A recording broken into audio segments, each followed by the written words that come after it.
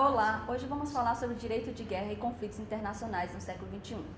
O direito de guerra é um conjunto de normas internacionais que se originam em convenções ou costumes destinados a serem aplicados em conflitos armados, internacionais ou internos, que limitam o direito das partes em conflito de resolver livremente os meios utilizados no combate e que protege as pessoas e os bens afetados.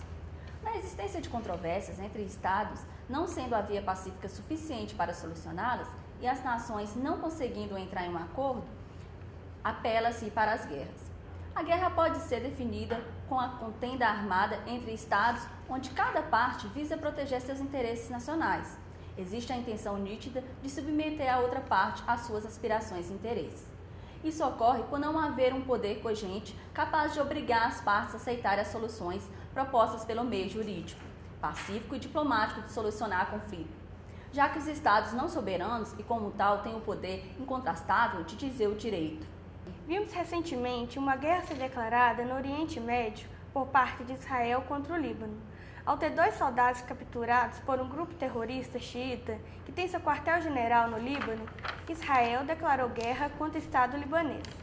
No momento, relevando a legitimidade de tal ato, considerando apenas a desproporcionalidade dos ataques cometidos por Israel, que em seus ataques aéreos, marítimos e terrestres matou centenas de pessoas e destruiu prédios, praças, escolas e até hospitais.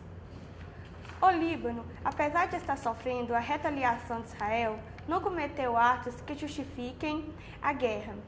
O que vimos ocorrer é uma enorme desproporcionalidade, onde Israel utilizou-se de força excessiva contra o Líbano, acarretando um grande número de mortes de civis e uma destruição em massa, utilizando meios pouco justos, ultrapassando o fim que se destina.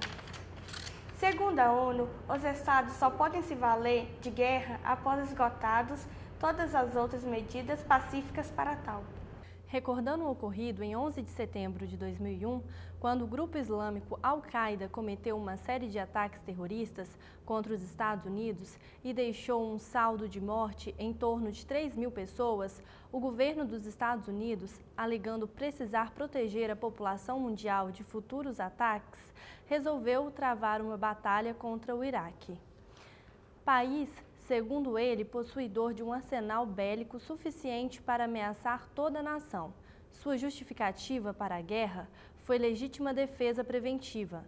Os Estados Unidos, então, anunciou que não respeitaria a Convenção de Genebra sobre o tratamento dos prisioneiros.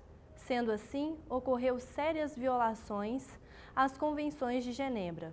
Zonas civis das cidades foram bombardeadas e houve uma grande desproporcionalidade nos ataques de um Estado para o outro. Houve uma violação a todo o sistema da Carta da ONU. No caso desse ataque, não houve nenhuma resolução das Nações Unidas que autorizasse o uso da força em sua resposta.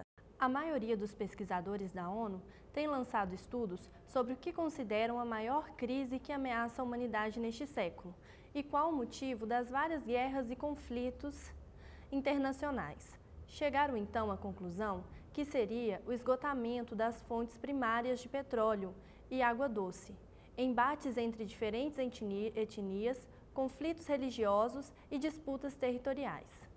Essas guerras ocorreram pois já se sabe que no ano de 2025 as reservas de petróleo conhecidas já não mais terão a capacidade de atender o aumento de demanda.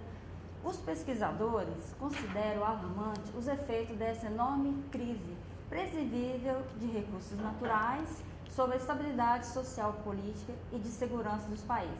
E, em consequência, consideram a primeira fonte de perigosos conflitos internacionais, estimulando particularmente pelas 3 potências mais poderosas, que é os Estados Unidos, a Rússia e a China, que darão marca de turbulência ao corrente século, segundo o professor norte-americano Michael Cowley.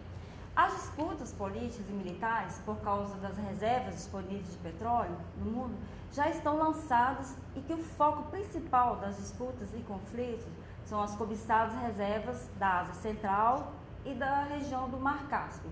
Assim, nesse contexto global, se disputa em razões intrínsecas de sobrevivência dos povos, buscando energia, água, alimentos escassos.